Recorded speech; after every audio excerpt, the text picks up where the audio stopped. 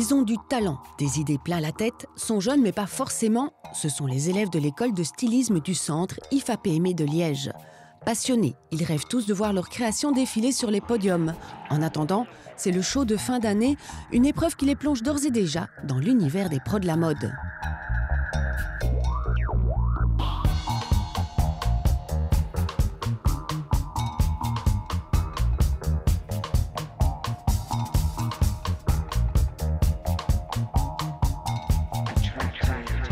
C'est une grande journée pour nous.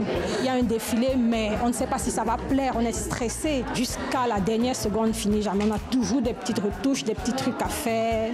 On est toujours en train de réfléchir.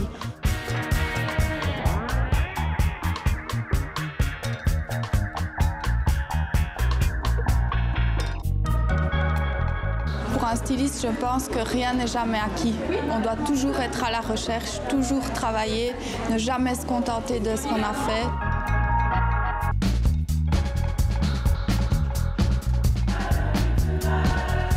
Il doit être à l'écoute du monde, il doit être très observateur en tout cas, et faire très attention aussi à la morphologie, et faire attention aux mouvements qu'on fait quand on se déplace.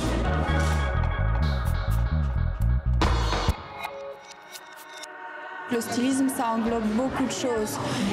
Il y a le dessin en premier, après il faut développer ces dessins, les mettre en volume. Il faut quand même une bonne connaissance de la couture pour mettre tout ça en musique. Et puis après, il faut créer une atmosphère qui va faire vivre ces créations.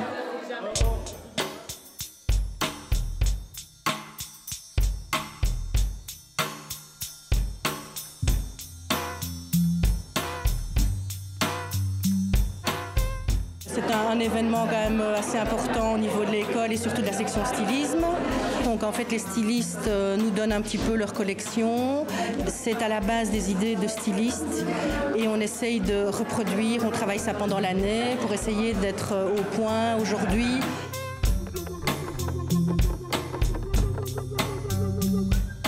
J'ai essayé de comparer avec d'autres écoles. J'ai compris que pour moi, c'était la meilleure école. Et il y a des bons profs, c'est ça le plus important. C'est une école où on doit se débrouiller seul. Il ne faut pas compter sur les autres. Parce que vu que c'est une formation du soir, on est vraiment livré à nous-mêmes. Et je crois que pour avoir une vraie personnalité et un vrai cachet dans le milieu de la mode, je pense que c'est bien d'être débrouillard et de trouver soi-même son chemin.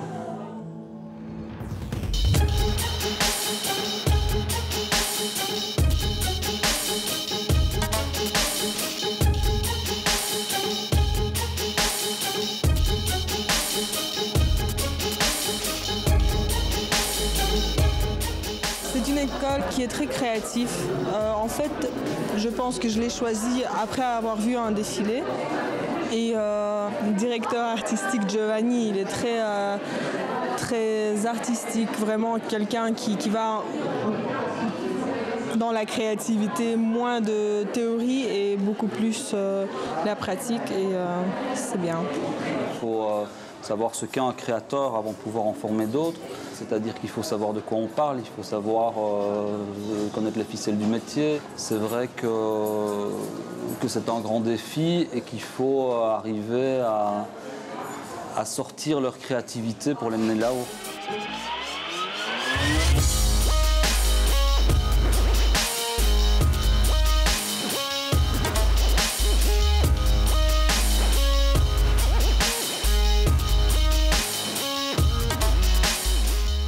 C'est un peu comme mettre naissance à des enfants qu'on fait grandir et dont on est fier et on a envie qu'ils réussissent. Et donc c'est vrai que le fait de cumuler les deux, de pouvoir travailler pour moi-même et en même temps arriver à l'enseigner, je trouve que ça apporte une richesse dans son métier personnel.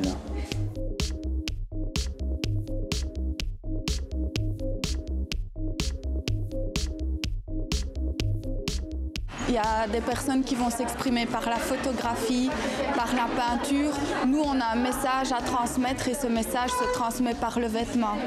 Et l'interaction avec le monde, je pense que ça va se faire au niveau des techniques qu'on va utiliser, des tissus qu'on va utiliser, les formes qu'on va donner pour envoyer vraiment un message à ceux qui vont voir ou porter les vêtements.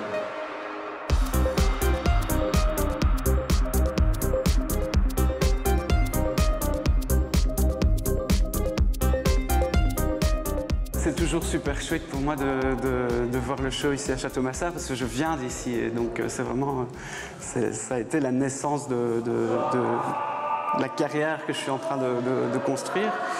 Bah, je pense que dans les troisièmes, on voyait qu'il y avait vraiment un aboutissement par rapport à une recherche de 3 ans, ce qui est vraiment, ce qui est toujours agréable à voir. Ouais. Un jury professionnel, une remise de prix, et même si on s'amuse, on n'est pas là pour rire. La soirée se termine sous les applaudissements du public et une nouvelle histoire commence pour les élèves de dernière année, en espérant qu'ils feront bientôt leurs premiers pas sur les catwalks les plus en vue. Applause, applause, applause. I live for the applause, applause.